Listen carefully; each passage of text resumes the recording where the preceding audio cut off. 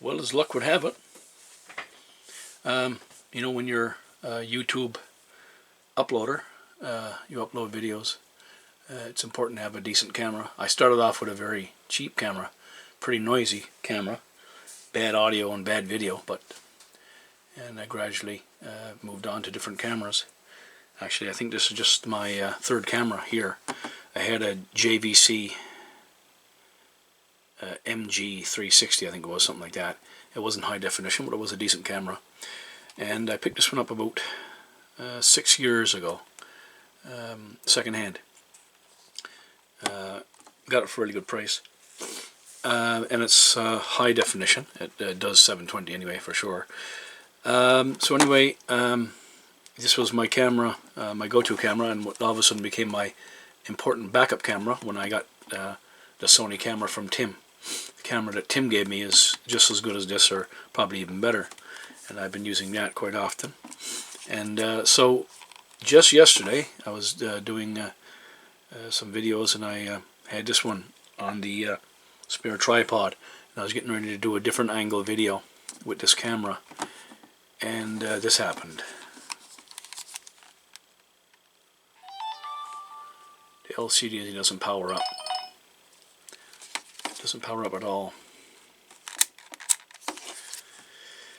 And I've checked it in very low light, and there's absolutely nothing on the screen that I can tell. You know, when I go to turn it on.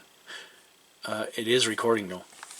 I pressed record for a few moments and then shut off the camera, and I took out the SD card and checked it on the laptop, and it is recording. It's fully functional, but the LCD has failed. I'm not exactly sure if it's the LCD itself. There was no warning, by the way. There was no glitching, no problems with this camera at all. So it's either the LCD, the ribbon cable that goes to the main board, or it could be a component that failed on the main board, causing the LCD to not power up.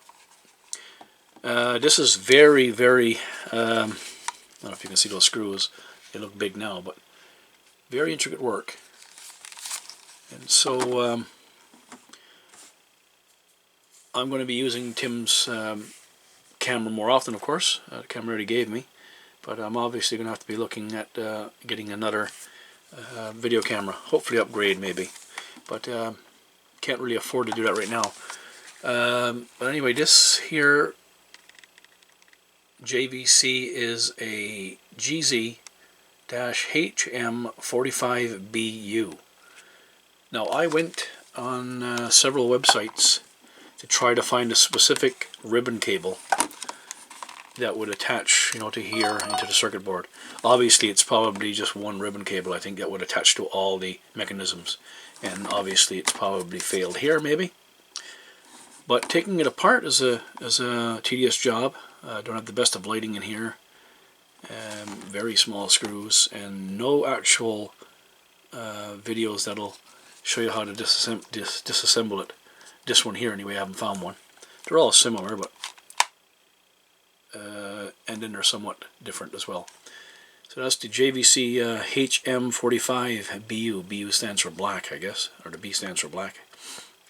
And it served me pretty well, but I guess it's going to be put into the scrap pile, because I don't think I'm going to find a ribbon cable for it. So in the meantime, we still have Old Faithful, Tim's old video camera that he was so kind to send to me, and he's got me out of a bit of hot water by me having a second camera now. So stand by and be patient with me as we roll on into doing more videos with this camera, and hopefully maybe if I can find the ribbon cable, I might try part 2 on this one in getting this camera to work, and then have it as a spare, because I have loads of batteries for this. I have 3 batteries for it, and lots of I got a couple of power supplies, and you know, different things like that. So it's and it's a great camera. It just kind of like fits in your hand. It goes in your pocket. It's a self-protecting lens here, so I mean you could toss it in your pocket and just take it anywhere and go, and the battery lasts well. And of course with the SD card, you can do a lot of video videotaping with this, so it was pretty handy. Anyway, look forward to part 2 if I can find a ribbon cable for this item. If anybody out there would know where I could find it, I certainly would probably try to tackle taking it apart and doing a video on it and trying to get it back to work, because apparently the ribbon cables aren't too expensive, so it's probably worth, we'll say $30, investing $30–40 to probably get this camera back up and running.